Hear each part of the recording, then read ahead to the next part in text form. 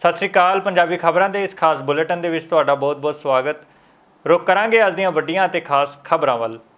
ਪੰਜਾਬ ਦੇ ਮੁੱਖ ਮੰਤਰੀ ਭਗਵੰਤ ਮਾਨ ਵੱਲੋਂ ਆਮ ਆਦਮੀ ਪਾਰਟੀ ਦੇ ਸੁਪਰੀਮੋ ਅਤੇ ਦਿੱਲੀ ਦੇ ਮੁੱਖ ਮੰਤਰੀ ਅਰਵਿੰਦ ਕੇਜਰੀਵਾਲ ਨਾਲ ਕੱਲ੍ਹ ਮੁਲਾਕਾਤ ਕੀਤੀ ਗਈ। ਇਹ ਮੁਲਾਕਾਤ ਦਿੱਲੀ ਵਿੱਚ ਅਰਵਿੰਦ ਕੇਜਰੀਵਾਲ ਦੇ ਘਰ ਕੀਤੀ ਗਈ। ਇਸ ਅਹਿਮ ਮੀਟਿੰਗ ਦੇ ਵਿੱਚ ਰਾਘਵ ਚੱਡਾ भी मौजूद रहे। काफ़ी देर बाद मुलाकात हुई है। बजट सैशन भी आया, उस तो पहला संगरूर लोक सभा सीट की चर्चा हुई है, सो विचार करांगे ते ਅੱਗੇ ਆਉਣ ਵਾਲੇ ਸਮੇਂ ਦੇ ਵਿੱਚ ਕੀ ਫੈਸਲੇ ਲੈਣੇ ਸਰਕਾਰ ਨੇ। ਪਲੇਠਾ ਬਜਟ ਸੀ ਐਤਕੀ ਤੁਹਾਡਾ ਪਹਿਲਾ ਬਜਟ ਸੀ, ਬਜਟ ਨੂੰ ਕਿਵੇਂ ਦੇਖਦੇ ਹੋ? ਕਿਉਂਕਿ ਇਹ ਕਿਹਾ ਜਾ ਰਿਹਾ ਸੀ ਕਿ ਬਜਟ ਬਹੁਤ ਚੰਗਾ ਆਇਆ, ਲੇਕਿਨ ਵਿਪਕਸ਼ ਸਵਾਲ ਚੁੱਕ ਰਿਹਾ ਕਿ ਪੈਸਾ ਕਿੱਥੋਂ ਆਏਗਾ, ਸੂਬੇ ਦਾ ਖਜ਼ਾਨਾ ਖਾਲੀ ਹੈ। ਕੱਲ ਤੁਹਾਡੀ ਖਾਸੀ ਬਹਿਸ ਹੋਈ ਪੈਨਸ਼ਨ ਨੂੰ ਲੈ ਕੇ ਬਾਜਵਾ ਸਾਹਿਬ ਦੇ ਨਾਲ। ਇਸ ਨੂੰ ਦੇਖੋ, ਪੈਸਾ ਆਊਗਾ, ਪੈਸਾ ਅਸੀਂ ਲੀਕੇਜ ਦੇ ਵਿੱਚੋਂ ਲੈ ਕੇ ਆ ਰਹੇ ਹਾਂ। ਪੈਸਾ ਅਸੀਂ ਐਕਸਾਈਜ਼ ਪਾਲਿਸੀ ਬਣਾਈ ਹੈ, 3400 ਕਰੋੜ ਰੁਪਇਆ ਵਾਧਾ ਹੋਊਗਾ। ਮਾਈਨਿੰਗ 'ਚੋਂ ਪੈਸਾ ਬਹੁਤ ਜ਼ਿਆਦਾ ਵਾਧਾ ਹੋਊਗਾ। ट्रांसपोर्ट पॉलिसी बन रही है, पैसा आऊगा। कुछ पैसा ਜਿਹੜੇ ਪੁੱਛ ਰਹੇ ਨੇ ਕਿ ਪੈਸਾ ਕਿੱਥੋਂ ਆਊਗਾ, ਕੁਝ ਪੈਸਾ ਉਹਨਾਂ ਕੋਲੇ ਵੀ ਪਿਆ, ਉਹਨਾਂ ਤੋਂ ਵੀ ਕਢਵਾਇਆ ਜਾਊਗਾ ਖਜ਼ਾਨੇ ਦਾ ਪੈਸਾ। ਸਰਕਾਰੀ ਜ਼ਮੀਨਾਂ ਛੜਾਈਆਂ ਨੇ ਜਿਹੜੀਆਂ ਰਸੂਖਦਾਰ ਬੰਦੇ ਦੱਬੀ ਬੈਠੇ ਸੀਗੇ, ਸੋ ਪੈਸਾ ਆਊਗਾ। ਜਿਉਂ ਪੈਸਾ ਆਊਗਾ ਲੋਕਾਂ ਤੇ ਲਾਏਗਾ। ਪਰ ਮੁਲਾਜ਼ਮ ਬੜੇ ਨਾਰਾਜ਼ ਨੇ, ਕਹਿੰਦੇ ਨੇ ਕਿ ਜਿਹੜਾ ਡੀਏ ਅਜੇ ਤੱਕ ਉਹਨਾਂ ਨੂੰ ਨਹੀਂ ਮਿਲਿਆ, ਉਹਨਾਂ ਦੇ ਡੀਏ ਦੇ ਮੰਗ ਜਿਹੜੀ ਸਭ ਕੁਝ ਮਿਲੂਗਾ, ਸਭ ਕੁਝ ਮਿਲੂਗਾ। ਈਵਨ ਕੱਚੇ ਮੁਲਾਜ਼ਮ ਜਿਹੜੇ ਪੱਕੇ ਕਰਨੇ ਨੇ, ਅਸੀਂ ਮੈਂ ਕੱਲ ਵਿਧਾਨ ਸਭਾ 'ਚ ਬੋਲਿਆ, ਬਹੁਤ ਸਾਰੀਆਂ ਅੜਿੱਚੜਾਂ ਨੇ 2016 ਤੇ 2021 ਦੇ ਕਾਨੂੰਨਾਂ ਦੇ ਵਿੱਚ। ਕੁਝ ਐਸੀਆਂ ਅੜਿੱਚੜਾਂ ਨੇ ਕਿ ਉਹ ਵਿਚਾਰੇ ਹਾਈ ਕੋਰਟਾਂ ਦੇ ਚੱਕਰ ਮਾਰਦੇ ਹੀ ਥੱਕ ਜਾਣਗੇ। ਬਿੱਲ ਇੱਕ ਜਿਹੜਾ ਬਿੱਲ ਹੈ ਉਹ ਰਾਜਪਾਲ ਕੋਲੇ ਪੈਂਡਿੰਗ ਪਿਆ, ਸੋ ਅਸੀਂ ਇਹ ਸਾਰੀਆਂ ਅੜਿੱਚੜਾਂ ਕਲੀਅਰ ਕਰਕੇ ਭਾਵੇਂ स्पेशल सानू सैशन बुलाना पवे, असं सारे पक्के करें। सर, मंत्रिमंडल विस्तार को लेकर कोई चर्चा की आपने? ये बारे अज कोई चर्चा नहीं हुई। वो जो चर्चा होगी तो मैं पंजाब पद्धर से अपनी कैबिनेट नाल बैठ के विचार करांगे। सर, राष्ट्रपति चुनाव को लेकर भी कोई गलबात हुई? नहीं, राष्ट्रपति। ਅਤੇ ਹੁਣ ਇਸ ਖਬਰ ਤੇ ਮੁਕੰਮਲ ਜਾਣਕਾਰੀ ਲਈ ਸਿੱਧਾ ਰੁਖ ਕਰਾਂਗੇ ਸਾਡੇ ਸੀਨੀਅਰ ਪੱਤਰਕਾਰ ਸੁਰਿੰਦਰ ਡੱਲਾ ਜੀ ਦਾ। ਦੇਖੋ, ਬੜੀ ਮਹੱਤਵਪੂਰਨ ਮੀਟਿੰਗ ਹੋਈ ਹੈ ਪੰਜਾਬ ਦੇ ਮੁੱਖ ਮੰਤਰੀ ਔਰ ਅਰਵਿੰਦ ਕੇਜਰੀਵਾਲ ਦੇ ਵਿਚਾਲੇ। ਰਾਘਵ ਚੱਡਾ ਵੀ ਉੱਥੇ ਮੌਜੂਦ ਸੀ, ਜੋ ਪਤਾ ਲੱਗਿਆ, ਜਿਹੜੇ ਕਿ ਰਾਜ ਸਭਾ ਦੇ ਮੈਂਬਰ ਨੇ। ਅਸਲ 'ਚ ਸਿੱਧੇ ਤੌਰ 'ਤੇ ਆਮ ਆਦਮੀ ਪਾਰਟੀ ਇਸ ਵਕਤ ਆਤਮ ਚਿੰਤਨ ਦੀ ਸਥਿਤੀ 'ਚ ਹੈ, ਕਿਉਂਕਿ ਸੰਗਰੂਰ ਦੀ ਜਿਹੜੀ ਜ਼ਿਮਨੀ ਚੋਣ ਹੈ ਉਹਦੀ ਹਾਰ ਇਹ ਛੋਟੀ ਹਾਰ ਨਹੀਂ ਹੈ, ਇਹ ਬਹੁਤ ਵੱਡੀ ਹਾਰ ਹੈ। ਪੂਰੇ ਦੇਸ਼ ਦੇ ਵਿੱਚ ਜਿਹੜੀ ਆਮ ਆਦਮੀ ਪਾਰਟੀ ਦੀ ਲਹਿਰ ਬਣੀ ਸੀ ਕਿ ਪੰਜਾਬ ਦੇ ਵਿੱਚ ਆਮ ਆਦਮੀ ਪਾਰਟੀ ਦੀ ਸਰਕਾਰ ਬਣ ਗਈ, ਤੇ ਹੁਣ ਹਿਮਾਚਲ ਤੇ ਗੁਜਰਾਤ ਦੇ ਵਿੱਚ, ਹਰਿਆਣੇ 'ਚ ਆਮ ਆਦਮੀ ਪਾਰਟੀ ਦੀ ਹਨੇਰੀ ਚੱਲੇਗੀ। ਕਿਤੇ ਨਾ ਕਿਤੇ ਲੋਕ ਸਭਾ ਦੀ ਇਸ ਹਾਰ ਨੇ ਉਹ ਜਿਹੜੀ ਹਨੇਰੀ ਚੱਲ ਸਕਦੀ ਸੀ ਉਹਦੇ ਮੂਹਰੇ ਇੱਕ ਬਾਂਸ, ਇੱਕ ਡੰਡਾ, ਇੱਕ ਰੁਕਾਵਟ ਖੜੀ ਕਰਤੀ। ਇਹਨੂੰ ਸਿਆਸੀ ਤੌਰ ਤੇ ਜਦੋਂ ਅਸੀਂ ਵੇਖਦੇ ਹਾਂ, ਅੱਜ ਤੱਕ ਹਰ ਗੱਲ ਆਮ ਆਦਮੀ ਪਾਰਟੀ ਇਹ ਕਹਿ ਰਹੀ ਸੀ ਕਿ ਅਸੀਂ ਪੰਜਾਬ ਦੇ ਵਿੱਚ ਕਰਪਸ਼ਨ ਖਤਮ ਕਰਤੀ, ਪੰਜਾਬ 'ਚ ਅਸੀਂ ਗਰੰਟੀਆਂ ਪੂਰੀਆਂ ਕਰਤੀਆਂ। ਹਾਲਾਂਕਿ ਪਹਿਲੀ ਗਰੰਟੀ ਪੂਰੀ ਹੋਣੀ ਕੱਲ੍ਹ ਸ਼ੁਰੂ ਹੋਈ ਹੈ।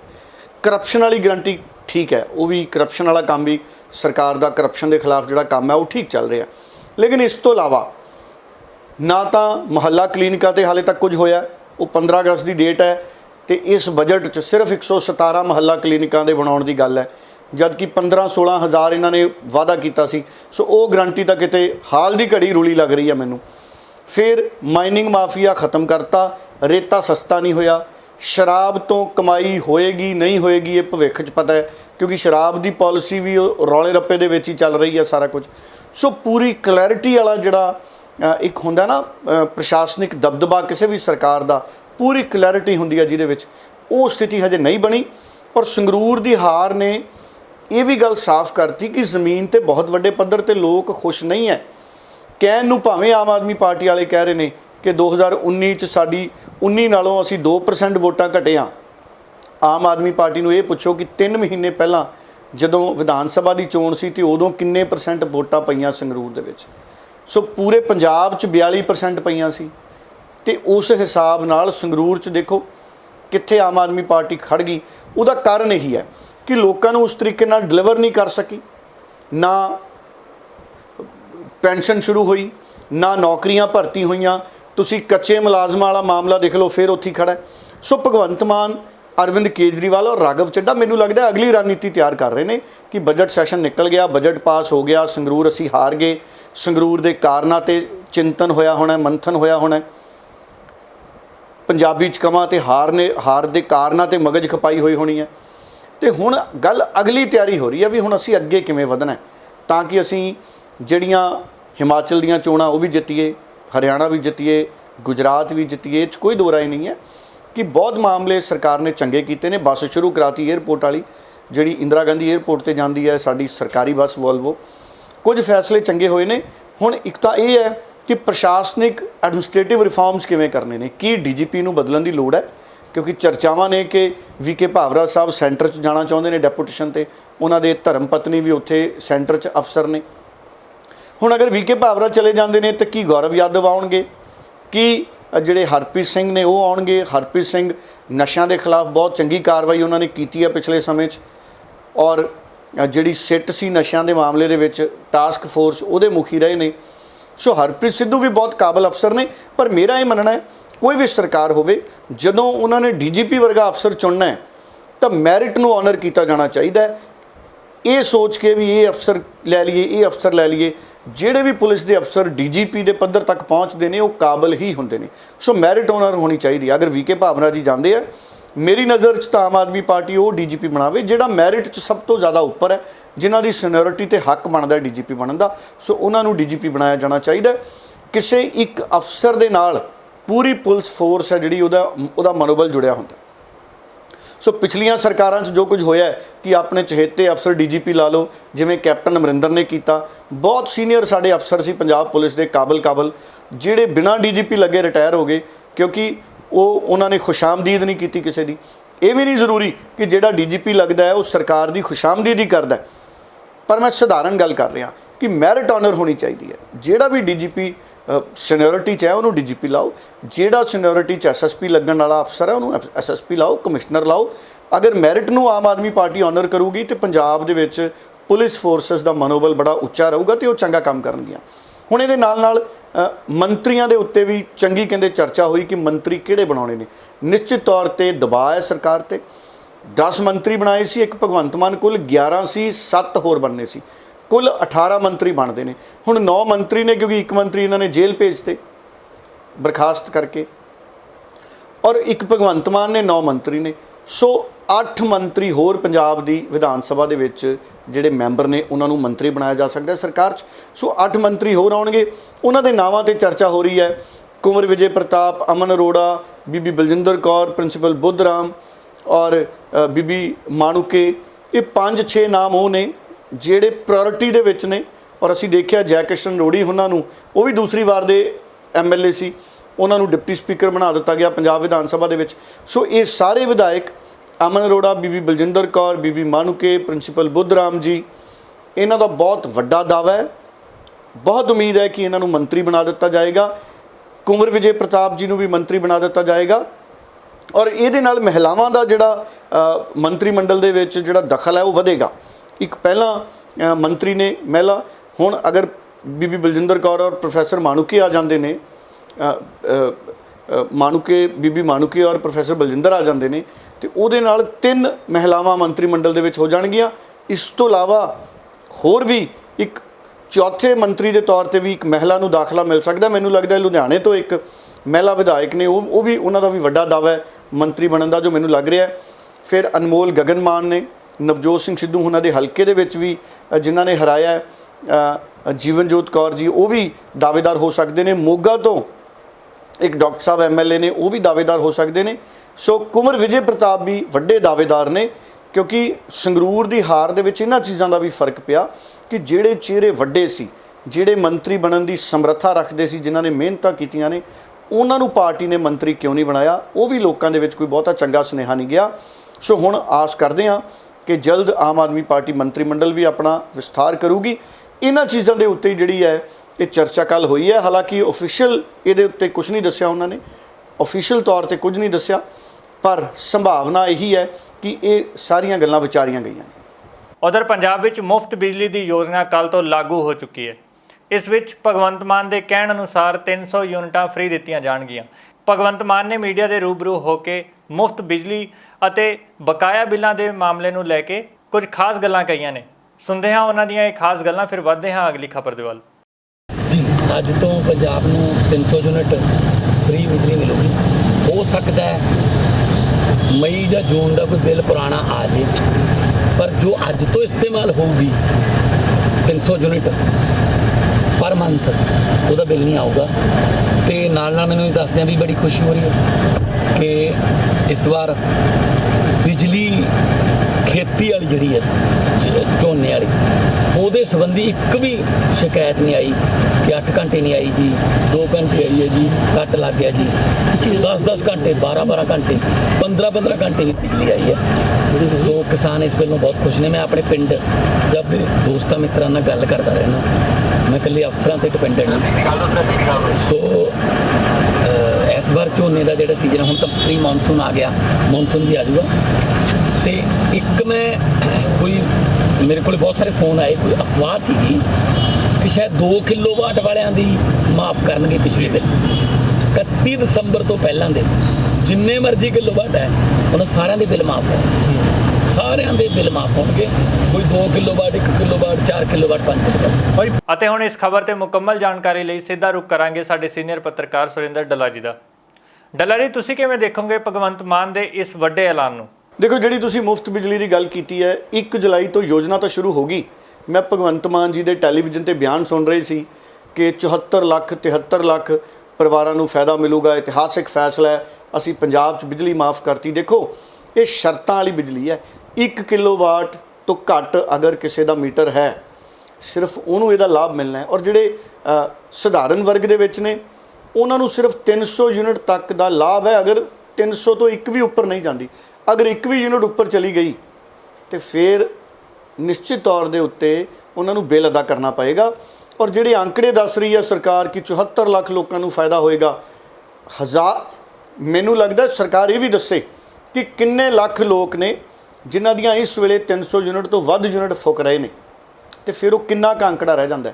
ਪਰ ਫਿਰ ਵੀ ਆਉਂਦੇ ਦਿਨਾਂ 'ਚ ਇਹਦਾ ਪਤਾ ਲੱਗੂਗਾ। ਬਾਕੀ ਚਰਨਜੀਤ ਚੰਨੀ ਪੁਰਾਣੇ ਬਕਾਇਆ ਮਾਫ ਕਰਕੇ ਗਏ ਸੀ ਆਪਣੀਆਂ ਚੋਣਾਂ ਤੋਂ ਪਹਿਲਾਂ, ਉਹ ਵੀ ਹਜੇ ਪੂਰੀ ਤਰ੍ਹਾਂ ਨਾਲ ਮਾਫ ਨਹੀਂ ਹੋਏ। ਉਸ ਪਾਸੇ ਵੀ ਭਗਵੰਤ ਮਾਨ ਉਹਨਾਂ ਦੀ ਸਰਕਾਰ ਧਿਆਨ ਦੇਵੇ। ਹਾਲਾਂਕਿ ਕੱਲ੍ਹ ਭਗਵੰਤ ਮਾਨ ਨੇ ਦੁਹਰਾਇਆ ਕਿ 31 ਦਸੰਬਰ ਪਿਛਲੇ ਸਾਲ ਤੱਕ ਦੇ ਜਿਹੜੇ ਪੁਰਾਣੇ ਬਕਾਏ ਨੇ ਅਸੀਂ ਮਾਫ ਕਰਾਂਗੇ, ਪਰ ਉਹ ਕਦੋਂ ਹੋਣਗੇ ਉਹ ਆਉਣ ਵਾਲੇ ਦਿਨਾਂ ਦੇ ਵਿੱਚ ਦੇਖਣ ਤੋਂ ਪਤਾ ਲੱਗੂਗਾ। ਬਾਕੀ ਸ਼ੁਰੂ ਹੋ ਗਈ 300 ਯੂਨਿਟ ਮੁਫਤ ਬਿਜਲੀ ਦੀ ਯੋਜਨਾ, ਲੇਕਿਨ ਜਿਵੇਂ ਦਾਅਵੇ ਕੀਤੇ ਗਏ ਸੀ ਉਵੇਂ ਨਹੀਂ ਹੈ। ਸੋ ਅਗਰ ਕਿਸੇ ਨੂੰ ਵੀ ਅੱਛਾ, ਇਹਦੇ 'ਤੇ ਵੀ ਨਹੀਂ ਸਪਸ਼ਟ ਕਿ ਇਹ ਕਹਿ ਰਹੇ ਨੇ ਕਿ ਅਗਰ 2 ਮਹੀਨਿਆਂ ਦੇ ਵਿੱਚ 600 ਤੋਂ ਵੱਧ ਬਿੱਲ ਆ ਗਿਆ ਤੇ ਜਿਹੜਾ ਹੈਗਾ ਸਾਰੇ ਪੈਸੇ ਦੇਣੇ ਪੈਣਗੇ। ਹੁਣ ਅਗਰ ਕਿਸੇ ਦੀ ਬਿਜਲੀ 1 ਮਹੀਨੇ ਤਾਂ 300 ਤੋਂ ਘੱਟ ਯੂਨਿਟ ਫੁੱਕ ਗਈ, ਅਗਲੇ ਮਹੀਨੇ ਦੇ ਵਿੱਚ ਅਗਰ ਉਹ 300 ਤੋਂ ਵੱਧ ਯੂਨਿਟ ਫੁੱਕ ਗਈ, ਤਾਂ ਫਿਰ ਉਹਨਾਂ ਦਾ ਜਿਹੜਾ ਬਿੱਲ ਹੈ ਉਹ ਕਿਵੇਂ ਗਿਣਿਆ ਜਾਵੇਗਾ, ਇਹਦੇ 'ਤੇ ਵੀ ਹਜੇ ਕੋਈ ਬਹੁਤੀ ਜ਼ਿਆਦਾ ਕਲੈਰਿਟੀ ਨਹੀਂ ਹੈ। ਸੋ ਮੈਨੂੰ ਲੱਗਦਾ ਜਦੋਂ ਬਿੱਲ ਆਉਣੇ ਸ਼ੁਰੂ ਹੋਣਗੇ, ਅਸਲ ਰਿਜ਼ਲਟ ਇਸ ਯੋਜਨਾ ਦਾ ਫਿਰ ਸਾਡੇ ਸਾਹਮਣੇ ਆਏਗਾ। ਉਂਝ ਕਹਿਣ ਨੂੰ ਆਮ ਆਦਮੀ ਪਾਰਟੀ ਨੇ ਆਪਣੀ ਗਰੰਟੀ ਪੂਰੀ ਕਰਤੀ, ਪਰ ਜੇ ਸਾਰੇ ਲੋਕ ਖੁਸ਼ ਹੁੰਦੇ ਇਸ ਤਰ੍ਹਾਂ ਦੀ ਮੁਫਤ ਬਿਜਲੀ ਤੋਂ ਕਿ 300 ਤੋਂ ਬਾਅਦ ਅਗਰ ਯੂਨਿਟ ਵੱਧਦੀ ਹੈ ਤਾਂ ਸਾਰੇ ਦਾ ਬਿੱਲ ਦੇਣਾ ਪਊਗਾ, ਅਗਰ ਲੋਕ ਖੁਸ਼ ਹੁੰਦੇ ਤੇ ਸੰਗਰੂਰ 'ਚ ਆਮ ਆਦਮੀ ਪਾਰਟੀ ਨੂੰ ਵੋਟਾਂ ਪੈਂਦੀਆਂ। ਵੋਟ ਪਰਸੈਂਟੇਜ ਘਟਣ ਦਾ ਇੱਕ ਵੱਡਾ ਕਾਰਨ ਇਹ ਸੀ ਕਿਉਂਕਿ ਜਨਰਲ ਵਰਗ ਵੀ ਬਹੁਤ ਵੱਡੇ ਪੱਧਰ ਤੇ ਨਾਰਾਜ਼ ਹੈ, ਕਿਉਂਕਿ ਉਹਨਾਂ ਨੇ ਪ੍ਰੋਟੈਸਟ ਕੀਤਾ ਪਿਛਲੇ ਸਮਿਆਂ ਦੇ ਵਿੱਚ। ਭਗਵੰਤ ਮਾਨ ਦੇ 300 ਯੂਨਿਟਾਂ ਫ੍ਰੀ ਕਰਨ ਦੇ ਐਲਾਨ ਨੂੰ ਲੈ ਕੇ ਭਾਜਪਾ ਦੇ ਲੀਡਰ ਹਰਜੀਤ ਗਰੇਵਾਲ ਦਾ ਵੀ ਬਿਆਨ ਸਾਹਮਣੇ ਆਇਆ। ਹਰਜੀਤ ਗਰੇਵਾਲ ਨੇ ਭਗਵੰਤ ਮਾਨ ਨੂੰ ਇੱਕ ਵੱਡੀ ਗੱਲ ਆਖ ਦਿੱਤੀ ਹੈ।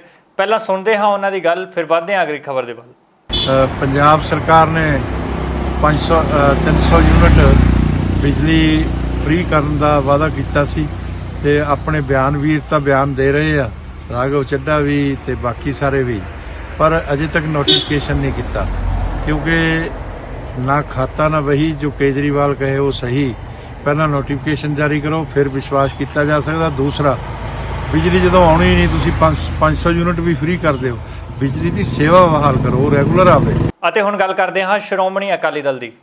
ਸ਼੍ਰੋਮਣੀ ਅਕਾਲੀ ਦਲ ਵੱਲੋਂ ਕੱਲ ਪ੍ਰੈਸ ਕਾਨਫਰੰਸ ਕੀਤੀ ਗਈ, ਜਿਸ ਵਿੱਚ ਉਹਨਾਂ ਨੇ ਕੁਝ ਖਾਸ ਗੱਲਾਂ ਕਹੀਆਂ ਨੇ। ਅਕਾਲੀ ਦਲ ਦੇ ਪ੍ਰਧਾਨ ਨੇ ਕਿਹਾ ਕਿ ਉਹਨਾਂ ਦੀ ਪਾਰਟੀ ਵੱਲੋਂ ਭਾਜਪਾ ਨੂੰ ਰਾਸ਼ਟਰਪਤੀ ਚੋਣਾਂ 'ਚ ਸਮਰਥਨ ਦਿੱਤਾ ਜਾਵੇਗਾ। ਉਹਨਾਂ ਕਿਹਾ ਕਿ ਕਮਜ਼ੋਰ ਵਰਗਾਂ ਦੀ ਹਮਾਇਤ ਕਰਨਾ ਸਾਡੀ ਜ਼ਿੰਮੇਵਾਰੀ ਹੈ, ਇਸ ਲਈ ਅਕਾਲੀ ਦਲ ਵੱਲੋਂ ਦ੍ਰੋਪਦੀ ਮੁਰਮੂ ਦਾ ਪੂਰਨ ਤੌਰ ਤੇ ਸਮਰਥਨ ਕੀਤਾ ਜਾਵੇਗਾ। ਅਸੀਂ ਸੋਚਿਆ ਕਿ ਅਸੀਂ ਸਹੀ ਰਾਹ ਚੁਣੀਏ ਸਹੀ ਰਾਹ ਇੱਕੋ ਹੀ ਇੱਕ ਹੈ। ਇੱਕ ਤਾਂ ਅਸੀਂ ਕਾਂਗਰਸ ਦੇ ਰਾਹ 'ਚ ਜਾ ਨਹੀਂ ਸਕਦੇ, ਦੂਜੀ ਗੱਲ ਸ਼੍ਰੋਮਣੀ ਅਕਾਲੀ ਦਲ ਦਾ ਇਤਿਹਾਸ ਵੀ ਆਹੀ ਕਹਿੰਦਾ ਹੈ ਕਿ ਗਰੀਬ ਨਾਲ, ਮਨੋਰਿਟੀ ਨਾਲ, ਵੀਕਰ ਸੈਕਸ਼ਨ ਨਾਲ ਅਸੀਂ ਸਦਾ ਉਹਨਾਂ ਦੀ ਲੜਾਈ ਲੜੀ ਹੈ ਤੇ ਉਹਨਾਂ ਦੇ ਹੱਕ 'ਚ ਖੜੇ ਹਾਂ। ਸੋ ਸਾਰਾ ਕੁਛ ਨੂੰ ਦੇਖਦੇ ਹੋਏ ਪਾਰਟੀ ਨੇ 3 ਘੰਟੇ ਵਿਚਾਰ ਕੀਤੇ ਤੇ ਵਿਚਾਰ ਕਰਨ ਦੇ ਬਾਅਦ ਫਿਰ ਅਸੀਂ ਫੈਸਲਾ ਕੀਤਾ ਕਿ ਅਸੀਂ ਯੂਨੈਨਿਮਸਲੀ ਫੈਸਲਾ ਕੀਤਾ ਕਿ ਅਸੀਂ ਦ੍ਰੋਪਦੀ ਮੁਰਮੂ ਜੀ ਨੂੰ ਅਸੀਂ ਸਪੋਰਟ ਕਰਾਂਗੇ ਐਜ਼ ਪ੍ਰੈਜ਼ੀਡੈਂਟ। ਉਹਨਾਂ ਦਾ ਨੱਡਾ ਸਾਹਿਬ ਦਾ ਮੈਨੂੰ ਪ੍ਰੈਜ਼ੀਡੈਂਟ ਕੱਲ੍ਹ ਆਇਆ ਸੀ ਫੋਨ, ਮੈਂ ਉਹਨੂੰ ਕਿਹਾ ਸੀ ਅਸੀਂ ਤਾਂ ਪਾਰਟੀ ਸੋਚ ਸਮਝ ਕੇ ਸਾਰੀਆਂ ਚੀਜ਼ਾਂ ਦੇਖ ਕੇ ਅਸੀਂ ਫੈਸਲਾ ਕਰਾਂਗੇ ਤਾਂ ਇਹ ਮੀਟਿੰਗ ਸੱਦੀ। ਅੱਜ ਮੈਡਮ ਦਾ ਵੀ ਫੋਨ ਆਇਆ ਸਾਨੂੰ ਕਿ ਮੇਰੀ ਸਪੋਰਟ ਤੁਸੀਂ ਕਰੋ। ਸੋ ਦੋਨਾਂ ਚੀਜ਼ਾਂ ਨੂੰ ਦੇਖਦੇ ਹੋਏ, ਮੈਂ ਖਾਸ ਕਰਕੇ ਮੈਡਮ ਦੀ ਰਿਕੁਐਸਟ ਨੂੰ ਦੇਖਦੇ ਹੋਏ ਅਸੀਂ ਫੈਸਲਾ ਕਰ ਲਿਆ ਕਿ ਅਸੀਂ ਮੈਡਮ ਨੂੰ ਅਸੀਂ ਦੇਸ਼ ਦੇ ਰਾਸ਼ਟਰਪਤੀ ਬਣਾਉਣ ਵਾਸਤੇ ਜਿੰਨਾ ਯੋਗਦਾਨ ਸਾਡਾ ਪਾਰਟੀ ਦਾ ਹੋ ਸਕਦਾ ਅਸੀਂ ਪਾਵਾਂਗੇ ਤੇ ਉਹਨੇ ਪੂਰੀ ਕੋਸ਼ਿਸ਼ ਕਰਕੇ ਉਹਨੂੰ ਦੇਸ਼ ਦਾ ਰਾਸ਼ਟਰਪਤੀ ਬਣਾਵਾਂਗੇ।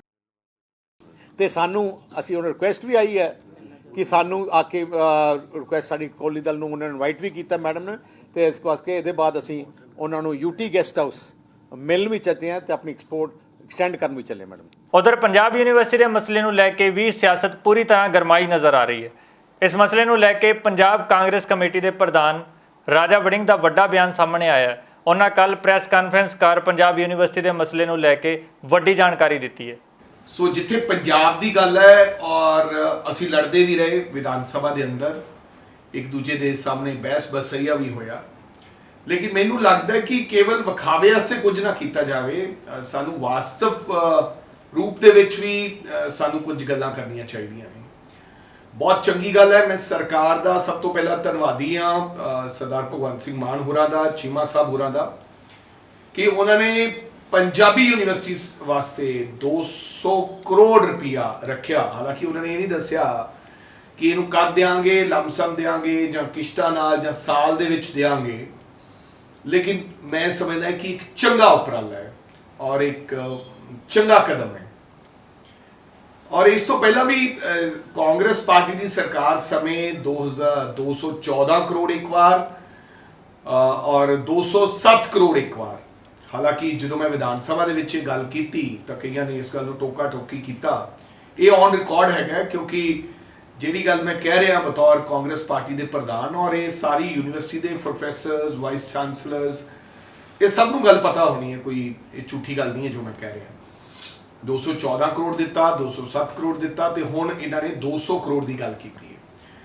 ਔਰ ਵੱਖ-ਵੱਖ ਸਮੇਂ ਕੈਪਟਨ ਅਮਰਿੰਦਰ ਸਿੰਘ ਤੇ तमाम ਹੋਰ ਮੁੱਖ ਮੰਤਰੀ ਸਾਹਿਬਾਨ ਵੀ, ਚੰਨੀ ਸਾਹਿਬ ਵੀ ਉੱਥੇ ਜਾ ਕੇ ਆਏ ਲਾਸਟ ਸਮੇਂ। ਹਾਲਾਂਕਿ ਪਟਿਆਲਾ ਦੇ ਹੁੰਦੇ ਸੀ ਮੁੱਖ ਮੰਤਰੀ ਸਾਹਿਬ, ਲੇਕਿਨ ਉਹ ਵੀ ਜੋ ਕਰਨਾ ਚਾਹੀਦਾ ਸੀ ਯੂਨੀਵਰਸਿਟੀ ਵਾਸਤੇ ਉਹ ਨਹੀਂ ਹੋ ਸਕਿਆ। ਸੋ ਉਮੀਦ ਕਰਾਂਗਾ ਕਿ ਅਸੀਂ ਸਾਰੇ ਇਹਦੇ ਤੇ ਜ਼ੋਰ ਦਈਏ ਔਰ ਸਰਕਾਰ ਨੂੰ ਬੇਨਤੀ ਹੈ, ਮੇਰੀ ਮਾਨ ਸਾਹਿਬ ਨੂੰ ਬੇਨਤੀ ਹੈ ਕਿ ਕਿਰਪਾ ਕਰਕੇ ਅਗਰ ਤੁਸੀਂ 150 ਕਰੋੜ ਰੁਪਇਆ ਉਹ ਲਮਸਮ ਹੋ ਤੇ 200 ਕਰੋੜ ਰੁਪਇਆ ਹੋਰ ਇਨੀਸ਼ੀਅਲ ਜੇ ਤੁਸੀਂ ਦਿਓਗੇ, ਜਿਹੜਾ ਬਜਟ 'ਚ ਤੁਸੀਂ ਰੱਖਿਆ ਹੋਇਆ, ਤਾਂ ਮੈਨੂੰ ਲੱਗਦਾ ਕਿ ਪੰਜਾਬੀ ਯੂਨੀਵਰਸਿਟੀ ਜਿਹੜੀ ਕਿ ਸਾਡੀ ਪੰਜਾਬੀ ਮਾਂ ਬੋਲੀ ਦੀ ਜਿੱਥੋਂ ਹੋਂਦ ਸ਼ੁਰੂ ਹੁੰਦੀ ਹੈ, ਸੋ ਬਚੀ ਰਹੇਗੀ ਔਰ ਦੁਨੀਆ ਤੁਹਾਨੂੰ ਯਾਦ ਰੱਖੇਗੀ। ਮਾਨ ਸਾਹਿਬ ਲੋਕ ਕਹਿਣਗੇ ਕਿ ਤੁਸੀਂ ਆਪ ਕਹਿੰਦੇ ਹੋ ਕਿ ਵਿਦਿਆ ਤਾਂ ਕਰਜ਼ੇ 'ਚ ਹੋਣੀ ਨਹੀਂ ਚਾਹੀਦੀ, ਫਿਰ ਤੁਹਾਡੇ ਹੁੰਦੇ ਵਿਦਿਆ ਕਰਜ਼ੇ 'ਚ ਨਹੀਂ ਹੋਣੀ ਚਾਹੀਦੀ। ਮੈਂ ਉਮੀਦ ਕਰਦਾ ਔਰ ਬੇਨਤੀ ਕਰਦਾ ਕਿ ਤੁਸੀਂ ਇਹਦੇ ਤੇ ਜ਼ਰੂਰ ਵਿਚਾਰ ਕਰੋ। ਅਤੇ ਹੁਣ ਗੱਲ ਕਰਦੇ ਹਾਂ ਪੰਜਾਬ ਦੇ ਨਹਿਰੀ ਪਾਣੀ ਦੀ। ਜਲਾਲਾਬਾਦ ਵਿੱਚ ਨਹਿਰਾਂ ਦਾ ਪਾਣੀ ਗੰਦਾ ਹੋਣ ਕਾਰਨ ਉੱਥੋਂ ਦੇ ਵਸਨੀਕਾਂ ਨੇ ਇਸ ਦਾ ਵਿਰੋਧ ਕੀਤਾ। ਉਹਨਾਂ ਦਾ ਕਹਿਣਾ ਹੈ ਕਿ ਨਹਿਰਾਂ ਦਾ ਪਾਣੀ ਗੰਦਾ ਹੋਣ ਕਾਰਨ ਸਾਨੂੰ ਵੱਡੀਆਂ ਬਿਮਾਰੀਆਂ ਦਾ ਸਾਹਮਣਾ ਕਰਨਾ ਪੈਂਦਾ ਹੈ ਅਤੇ ਇਹੀ ਪਾਣੀ ਖੇਤਾਂ ਦੇ ਵਿੱਚ ਵੀ ਲਾਇਆ ਜਾਂਦਾ। ਸੁਣਦੇ ਹਾਂ ਜਲਾਲਾਬਾਦ ਦੇ ਲੋਕਾਂ ਦੀ ਜ਼ੁਬਾਨੀ ਕਿ ਉਹਨਾਂ ਦਾ ਇਸ ਮਾਮਲੇ ਨੂੰ ਲੈ ਕੇ ਕੀ ਕਹਿਣਾ। ਮੈਂ ਕਹਿਣਾ ਚਾਹਨਾ ਵੀ ਪਾਣੀ ਦਰਿਆਵਾਂ ਦਾ ਜਿਹੜਾ ਸੀ ਉਹ ਸਾਨੂੰ ਨਹੀਂ ਮਿਲ ਰਿਹਾ, ਜ਼ਹਿਰ ਮਿਲ ਰਹੀ ਹੈ। ਇਹ ਸਾਡੇ ਵਾਸਤੇ ਹਾਂ ਬਿਮਾਰੀਆਂ ਭੇਜ ਰਹੇ ਨੇ। ਟਿਊਬਵੈੱਲਾਂ ਨਾਲ ਫਸਲ ਪਕਾਈ ਦਾ ਰਾਜਸਥਾਨ ਨੂੰ ਸਾਰਾ ਪਾਣੀ ਦੇ ਰਹੇ ਨੇ। ਸਾਨੂੰ ਕਾਫੀ ਟਾਈਮ ਹੋ ਗਿਆ ਜੀ ਇਹ ਪਿੰਡ ਵਾਲਿਆਂ ਨੂੰ ਮੰਗ ਰੱਖਦਿਆਂ ਨੂੰ ਵੀ ਪਾਣੀ ਸਹੀ ਭੇਜੋ, ਪਰ ਭੇਜਿਆ ਨਹੀਂ ਜਾ ਰਿਹਾ। 10-15 ਸਾਲ ਪਲੱਸ ਹੀ ਹੋ ਚੱਲਿਆ ਜੀ, ਪਾਣੀ ਸਹੀ ਨਹੀਂ ਆ ਰਿਹਾ ਜੀ। ਹੁਣ ਤੇ ਪਿੰਡਾਂ ਵਾਲਿਆਂ ਨੂੰ, ਖੇਤਾਂ ਵਾਲਿਆਂ ਨੂੰ ਬੜੀ ਵੱਡੀ ਪ੍ਰੋਬਲਮ ਹੈ ਕਿ ਕਿਉਂਕਿ ਨਹਿਰੀ ਪਾਣੀ ਤਾਂ ਨਹਿਰੀ ਹੈ ਜੀ, ਨਹਿਰੀ ਪਾਣੀ ਵਧੀਆ ਹੋਊਗਾ ਤਾਂ ਖੇਤ ਵਧੀਆ ਰਹਿਣਗੇ ਜੀ। ਸਕਿਨ ਦੀ ਪ੍ਰੋਬਲਮ ਆ ਰਹੀ ਹੈ ਜੀ ਲੋਕਾਂ ਨੂੰ, ਕੈਂਸਰ ਦੀ ਬਿਮਾਰੀ ਫੈਲ ਰਹੀ ਹੈ ਤੇ ਨਾ ਤਾਂ ਇਹ ਖੇਤੀ ਯੋਗ ਹੈਗਾ ਜੀ, ਵਰਤਨਯੋਗ। ਇਹਦੇ ਨਾਲ ਪਾਣੀ ਨਾ ਛੱਡਣ ਦਾ ਫਾਇਦਾ ਹੀ ਹੈ। ਹਾਂਜੀ, ਕਿੰਨੇ ਚਿਰ ਤੋਂ ਤੁਸੀਂ ਦੇਖਦੇ ਇਦਾਂ ਆ ਰਹੇ? ਇਹ 10-15 ਸਾਲ ਤੋਂ ਇਦਾਂ ਹੀ ਆ ਰਿਹਾ ਜੀ ਪਾਣੀ। ਅੱਛਾ ਇਦਾਂ ਕਾਲਾ ਹੀ ਪਾਣੀ ਹਾਂਜੀ ਕਾਲਾ ਹੀ ਆ ਰਿਹਾ। ਅੱਜ ਤੋਂ 10-12 ਸਾਲ ਪਹਿਲਾਂ ਬੜਾ ਵਧੀਆ ਪਾਣੀ ਹੁੰਦਾ ਸੀ। ਈਵਨ ਕਿ ਅਸੀਂ ਬਚਪਨ ਦੇ ਵਿੱਚ ਇੱਥੋਂ ਇੰਨਾ ਮਤਲਬ ਸਾਫ਼ ਸੁਥਰਾ ਪਾਣੀ ਆਉਂਦਾ ਸੀ ਕਿ ਇਹਦੇ ਦਾਲ ਸਬਜ਼ੀ ਬਣਾ ਸਕਦੇ ਵੀ ਘਰੋਂ ਮਾਵਾਂ ਸਾਨੂੰ ਭੇਜਦੀ ਹੁੰਦੀ ਸੀ। ਅੱਜ ਹਾਲਾਤ ਇਹ ਹੈ ਜੀ ਜਿਹੜਾ ਇਹ ਪਾਣੀ ਖੇਤਾਂ ਦੇ ਵਿੱਚ ਲਾਇਆ ਜਾ ਰਿਹਾ, ਤੁਸੀਂ ਜਾ ਕੇ ਖੇਤਾਂ 'ਚ ਦੇਖੋ ਜਿਹੜੇ ਖੇਤ ਨੂੰ ਇਹ ਪਾਣੀ ਲੱਗ ਰਿਹਾ ਉੱਥੋਂ ਦੇ ਲੇਡੀਜ਼ ਨੂੰ ਬੜਾ ਸਕਿਨ ਪ੍ਰੋਬਲਮ ਆ ਰਹੀਆਂ ਜਾਂ ਜਿਹੜੇ ਉਹ ਮਜ਼ਦੂਰ ਕੰਮ ਕਰ ਰਿਹਾ ਉਹਨਾਂ ਦੇ ਮਤਲਬ ਕਿ ਪੈਰ ਖਰਾਬ ਹੋ ਰਿਹਾ, ਹੱਥ ਖਰਾਬ ਹੋ ਰਿਹਾ, ਇੰਨਾ ਮਾੜਾ ਪਾਣੀ ਹੈ ਜੀ। ਉਧਰ ਦੇਸ਼ ਵਿੱਚ ਸਿੰਗਲ ਯੂਜ਼ ਪਲਾਸਟਿਕ ਤੇ ਪਾਬੰਦੀ ਦੇ ਮੱਦੇਨਜ਼ਰ can federation of all India trades cantt ਨੇ ਦੇਸ਼ ਭਰ ਦੇ ਵਪਾਰੀਆਂ ਅਤੇ ਉਹਨਾਂ ਦੇ ਕਰਮਚਾਰੀਆਂ ਨੂੰ single use plastic ban order ਦੇ ਨਿਯਮਾਂ ਦੀ ਪਾਲਣਾ ਕਰਨ ਅਤੇ ਸਿੰਗਲ ਯੂਜ਼ ਪਲਾस्टिक ਦੀ ਵਰਤੋਂ ਨਾ ਕਰਨ ਦੀ अपील की है। केंद्र सरकार द्वारा 1 जुलाई से पूरे देश भर में सिंगल यूज प्लास्टिक पर प्रतिबंध लगाया गया है, जिसको देखते हुए confederation of all India traders ने यह निर्णय लिया है कि 1 जुलाई से 30 जुलाई तक पूरे देश में एक जागरूकता अभियान चलाया जाएगा, जिसके अंतर्गत देश के 40,000 से ज्यादा व्यापारी संगठन व्यापारियों को कौन कौन से आइटम प्रतिबंधित है और उन आइटमों को हमें यूज में नहीं लाना है उस पर एक जागरूकता करेंगे। कन्फेडरेशन ने व्यापारियों से ये भी आग्रह किया है कि अपनी दुकानों में जो सामान वो देते हैं, जिस प्लास्टिक की थैली में वो सामान देते हैं, वो प्लास्टिक की थैली का उपयोग कल से बंद कर दें। वहीं दूसरी ओर जिन निर्माताओं से वो सामान लेते हैं उन निर्माताओं को कहें यदि सिंगल यूज प्लास्टिक की पैकेजिंग में सामान आएगा तो वो इसको बिल्कुल भी नहीं लेंगे। निश्चित रूप से सिंगल यूज प्लास्टिक में देश भर में हजारों मैन्युफैक्चरिंग यूनिट काम कर रही है। हमारा सरकार से अनुरोध है कि उन मैन्युफैक्चरिंग यूनिट को रिहेबिलिटेट किया जाए ताकि एम्प्लॉयमेंट की कोई समस्या न हो। उधर मत्तेवाड़ा जंगल ਵਿੱਚ ਟੈਕਸਟਾਈਲ ਪਾਰਕ ਬਣਾਉਣ ਦੇ ਮੁੱਦੇ ਨੂੰ ਲੈ ਕੇ ਵੱਡਾ ਵਿਵਾਦ ਖੜਾ ਹੋ ਗਿਆ। ਜਦੋਂ ਪਿਛਲੇ ਸਮੇਂ ਅਸੀਂ ਸੰਘਰਸ਼ ਵਿੱਢਿਆ ਮੱਤੇਵਾੜੇ ਦਾ, ਜਦੋਂ ਸਾਨੂੰ ਪਤਾ ਲੱਗਾ ਵੀ 950 ਕਿੱਲੇ ਦੇ ਵਿੱਚ ਹੋਰ ਇੰਡਸਟਰੀ ਲਾਈ ਜਾ ਰਹੀ ਆ, 35 ਸਾਲਾਂ ਦੇ ਵਿੱਚ ਤਾਂ ਸਰਕਾਰਾਂ ਤੋਂ ਬੁੱਢੇ ਨਾਲੇ ਦਾ ਪਾਣੀ ਇਹ ਸਾਫ਼ ਨਹੀਂ ਹੋਇਆ, ਤੇ ਜੇ 1000 ਕਿੱਲੇ 'ਚ ਹੋਰ ਲਾਤੀ ਇੰਡਸਟਰੀ ਤੇ ਉਹ ਜਿਹੜਾ ਸਤਲੁਜ ਦੇ ਵਿੱਚ ਪਾਣੀ ਜਾਂਦਾ ਉਹ ਪਾਣੀ ਨਹੀਂ, ਉਹ ਪੂਰਾ ਜ਼ਹਿਰ ਆ ਜਿਹਨਾਂ ਇਕੱਲਾ ਫਸਲਾਂ ਦੇ ਸਾਡੇ ਝਾੜ ਘਟ ਰਹੇ। ਰਾਜਸਥਾਨ ਤੋਂ ਪਿਛਲੇ ਸਮੇਂ ਖਬਰਾਂ ਲੱਗੀਆਂ ਵੀ ਜਿਹੜਾ ਫਸਲ ਦਾ ਜ਼ਮੀਨ ਦਾ ਜੈਵਿਕ ਮਾਦਾ ਵੀ ਇਸ ਪਾਣੀ ਨੇ ਪ੍ਰਭਾਵਿਤ ਕੀਤਾ ਹੋਇਆ।